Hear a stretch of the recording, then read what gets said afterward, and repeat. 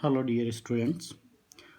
आज हम chapter number 5 principle of inheritance and variation का लेक्चर नंबर 2 स्टार्ट करेंगे। इसमें हम लोग कुछ इंपॉर्टेंट टर्म्स ऑफ जेनेटिक्स के बारे में डिस्कस करेंगे। फर्स्ट है gene. Gene is the functional unit of inheritance. Inheritance की यूनिट होती है gene. Gene is the kind of smallest unit of inheritance. Inheritance की स्मॉलेस्ट यूनिट है। The term gene given by Jonassen. ये term जो है gene वो Jonassen के थ्रू दी गई थी first time. Gene was originally called factor by Mendel. It means we can say gene firstly किस फॉर्म में डिस्कवर किया गया था, फैक्टर के फॉर्म में डिस्कवर किया गया था जो मेंडल ने डिस्कवर किया था। सेकेंड टर्म है alleles. Two forms of A gene. Two forms of A gene, एक पर्टिकुलर जीन के लिए दो फॉर्म्स को हम लोग एलिल्स बोल सकते हैं। Means a kind of pair of genes. तो जीन्स के पेयर को हम लोग एलिल बोल सकते हैं। एलिल दो टाइप्स के हो सकते हैं, एक डोमिनेंट एलिल हो सकता है, एक रिसेसिव एलिल हो सकता है।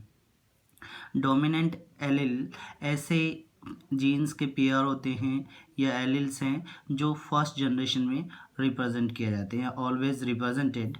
और ठीक है इन फर्स्ट जनरेशन, और इसको हम लोग कैपिटल अल्फ़ाबेट से रिप्रेजेंट कर सकते हैं। मीन्स जैसे हम लोग हाइट के लिए अगर कोई जीन लेते हैं तो उसको टॉल और ड्वार्फ में लिखते हैं। तो टॉल क्या हो गया, डोमिनेंट आ गया, और इसको कैपिटल टी से रिप्रेजेंट किया जाता है। नेक्स्ट है the recessive form represented by the small alphabet. Recessive gene ऐसा फॉर्मेशन होता है जैसे कैपिटल टी के साथ में हम लोग स्मॉल टी लिख सकते हैं। Dwarf is a kind of recessive जो F1 जनरेशन में रिप्रेजेंट नहीं किया जा सकता। इसको ऑलवेज हम लोग स्मॉल अल्फ़ाबेट से रिप्रेजेंट कर सकते हैं। जैसे is a kind of pair of gene या एल है जिसको हेट्रोजाइगस कंडीशन बोल सकते हैं। हेट्रोजाइगस कंडीशन में एक कैपिटल टी एक स्मॉल टी है, तो कैपिटल टी अपना डोमिनेंट हो गया और स्मॉल टी अपना रिसेसिव हो गया। ये हाइट के लिए, किसी भी प्लांट के लिए हाइट को रिप्रेजेंट करने के लिए कैपिटल टी और स्मॉल टी लिया जाता है। स्मॉल टी होगा तो वो छोटा प्लांट हो जाएगा, ड्वार्फ हो जाएगा, बोना हो जाता है। और कैपिटल टी हो जाता है तो वो क्या हो जाता है, tall plant. And third condition capital T small T is also a tallness, ये हेट्रोजाइगस कंडीशन होगी। नेक्स्ट है homozygous. If these two genes are of same time. If these two genes, यानी अब लोग बात कर रहे थे इससे पहले एल की, एक ग्रुप ऑफ जीन, अगर जीन का एक ग्रुप स्ट्रक्चरली और फंक्शनली एक जैसा होता है तो उसको हम लोग क्या बोल सकते हैं, होमोजाइगस बोल सकते हैं। दैट मीन्स डोमिनेंट और रिसेसिव, वो दोनों ही कंडीशन में हो सकता है, चाहे डोमिनेंट हो सकता है चाहे रिसेसिव हो सकता है। माना जैसे कैपिटल टी और small T. Capital T represent कर रहा है टॉलनेस को और स्मॉल टी रिप्रेजेंट कर रहा है ड्वार्फनेस को। ये होमोजाइगस कंडीशन है। अब होमोजाइगस दोनों ही कंडीशन में रिप्रेजेंट किए जा सकते हैं, डोमिनेंट में भी और रिसेसिव में। ये वो वाले करेक्टर हैं जो हर जनरेशन में अराइज होते हैं, ये करेक्टर F1 में अराइज नहीं होते। होमोजाइगस डोमिनेंट बोल सकते हैं, होमोजाइगस रिसेसिव बोल सकते हैं। नेक्स्ट है another pair of gene the kind of heterozygous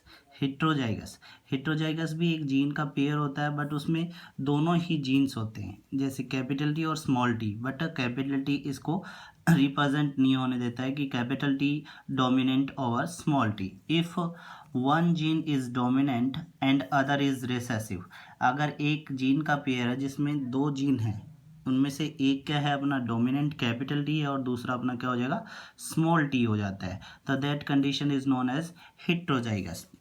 अब हेट्रोजाइगस को हम लोग ये नहीं बोल सकते, नॉट लिख सकते हैं, not essential to write that is dominant और रिसेसिव। हेट्रोजाइगस को आप लोग ये लिखने की कंडीशन रिक्वायर्ड नहीं है कि ये डोमिनेंट है कि रिसेसिव है। वैसे इसमें डोमिनेंट करेक्टर होता है always, but we can not represent it dominant. इसको डोमिनेंट और रिसेसिव रिप्रेजेंट ही करेंगे, इसको आप लोग सीधा हेट्रोजाइगस कंडीशन लिख सकते हो। नेक्स्ट है फिनोटाइप। किसी भी लिविंग इंडिविजुअल के फिजिकल अपीयरेंस को रिप्रेजेंट करने के लिए जो कैरेक्टरिस्टिक्स दिए जाते हैं उसको फिनोटाइपिक कैरेक्टर्स बोलते हैं। और उन फिनोटाइपिक कैरेक्टर्स को जो जीन कंट्रोल करते हैं उनकी कैरेक्टरिस्टिक रिप्रेजेंटेशन को हम लोग जीनोटाइप बोल सकते हैं। Means phenotype is the physical appearance और जीनोटाइप इज जेनेटिक मेकअप, यानी जेनेटिक कंडीशन की वजह से कोई फिजिकल कैरेक्टर क्या किया जाता है, कंट्रोल किया जाता है। एग्जाम्पल ले सकते हैं इसके लिए, जैसे फिनोटाइप हो गया अपना कैपिटल टी और स्मॉल टी, ये भी टोल है अपना, और कैपिटल टी और कैपिटल टी ये भी अपना क्या है, टोल है। ये दोनों कंडीशन क्या होगी, tall. This is the heterozygous condition, दो अलग अलग जीन हैं, और this is the homozygous condition. And third condition here we can represent small T और स्मॉल टी, वो क्या हो जाएगा अपना, ड्वार्फ हो जाएगा, वो भी एक फिनोटाइपिक करेक्टर हो जाता है। तो टॉल, कैपिटल टी और स्मॉल टी एक हेट्रोजाइगस कंडीशन है, जेनेटिक मेकअप है, और इसका फिजिकल अपीयरेंस टॉल होता है। होमोजाइगस है कैपिटल टी, ये इसका फिजिकल अपीयरेंस होता है टॉल। और होमोजाइगस एक कंडीशन और होती है स्मॉल टी, उसको भी रिप्रेजेंट कर सकते हैं हम लोग ड्वार्फ से। Next, breeding. क्रॉस बोल सकते हो। क्रॉस का मतलब होता है दो इंडिविजुअल प्लांट बॉडीज के बीच में जब रिप्रोडक्शन होता है या ब्रीडिंग होता है तो उसको हम लोग बायोलॉजिकल लैंग्वेज में क्रॉस बोल सकते हैं। Example, a tall plant cross with A short plant, हम लोग इसको एक रिप्रेजेंट कर सकते हैं एग्जाम्पल से। माना कि एक लंबा प्लांट, यानी जिस जो टॉल प्लांट है वो क्रॉस कर रहा है, यानी रिप्रोड्यूस कर रहा है किसके साथ में, शॉर्ट प्लांट के साथ में। तो टॉल प्लांट को हम लोग रिप्रेजेंट करते हैं कैपिटल टी से, और स्मॉल प्लांट को रिप्रेजेंट कर सकते हैं हम लोग स्मॉल टी से। यानी टॉल और ड्वार्फ के बीच में जो क्रॉस करवाया गया उसको ब्रीडिंग या रिप्रोडक्शन बोल सकते हैं। बायोलॉजिकल लैंग्वेज में उसको क्या बोल सकते हैं, क्रॉस बोला जा सकता है। नेक्स्ट है अपना फिलेलियल। फिलेलियल को हम लोग जनरेशन बोल सकते हैं, प्रोजेनी बोल सकते हैं। यानी हम लोग माने कि हम लोग अपने पेरेंट्स की क्या होती हैं, प्रोजेनी होती हैं, अपने फादर एंड मदर, और हम लोग उनके चिल्ड्रंस, तो हम लोग क्या हो गए, फिलेलियल हो गए।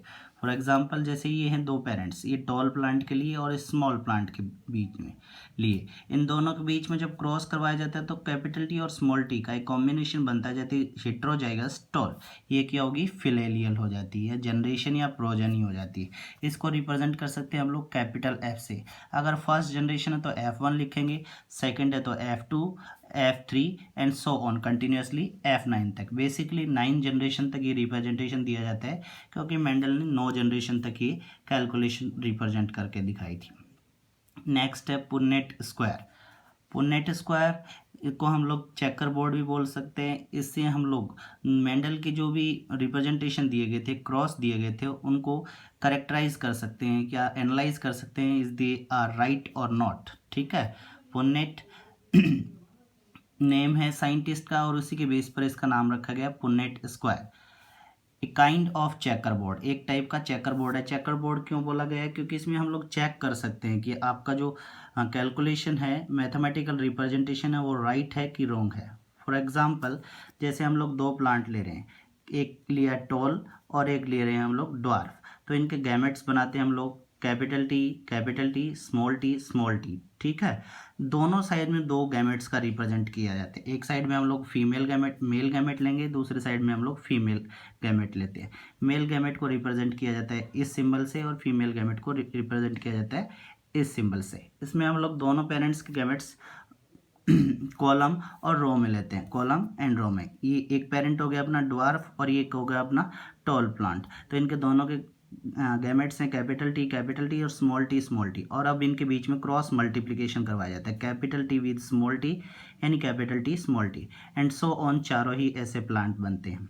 मीन्स आप लोग देख सकते हैं कि जब कैपिटल टी और स्मॉल टी के बीच में क्रॉस करवाया जाता है, कैपिटल टी और स्मॉल टी के बीच में जब हम लोग क्रॉस करवाते हैं तो हेट्रोजाइगस टॉल बनता है, मतलब F1 जनरेशन होगी। This is N kind of F1 generation, first generation, by which we can check the phenotype and genotype of next generation।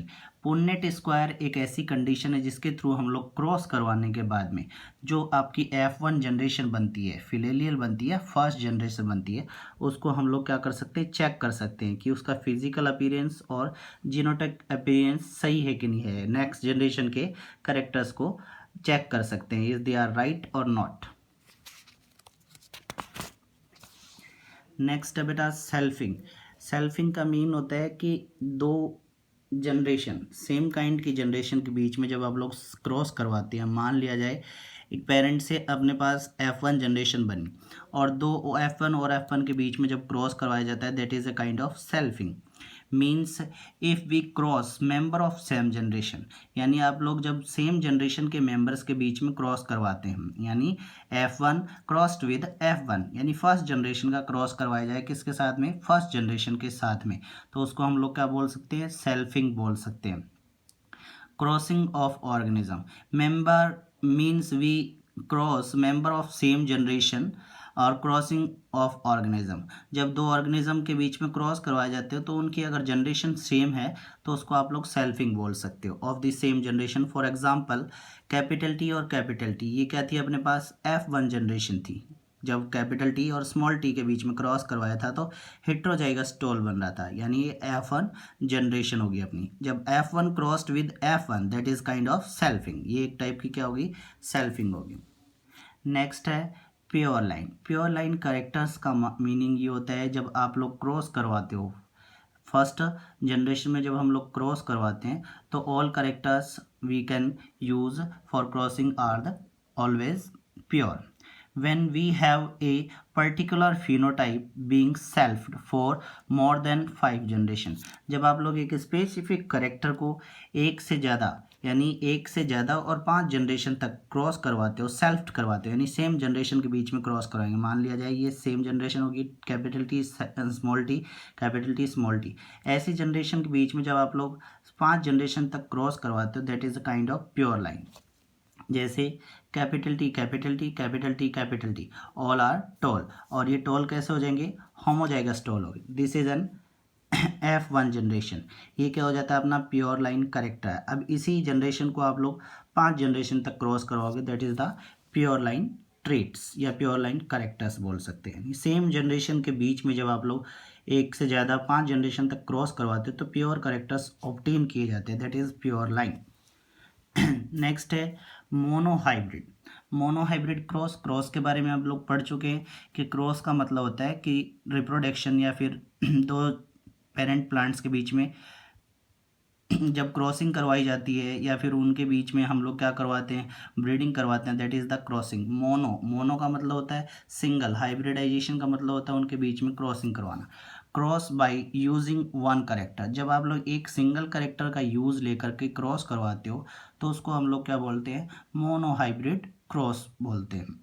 when we use a single character for crossing, that is monohybrid। for example tall, height। Height एक single character है और उसके दो alleles होते हैं, एक toll एक dwarf, जब इनके बीच में क्रॉस करवाए, एक सिंगल करेक्टर है, ठीक है, हाइट, उसके बीच में जब आप क्रॉस करवाते हो that is the monohybrid cross. Next है dihybrid cross. When we use two characters, जब हम लोग दो करेक्टर्स का यूज लेते हैं क्रॉस करवाने के लिए तो वो क्रॉस क्या कहलाता है, डाई हाइब्रिड क्रॉस करवाता है। फॉर एग्जाम्पल ये क्या हो गया, capital T capital T capital P small T और स्मॉल पी।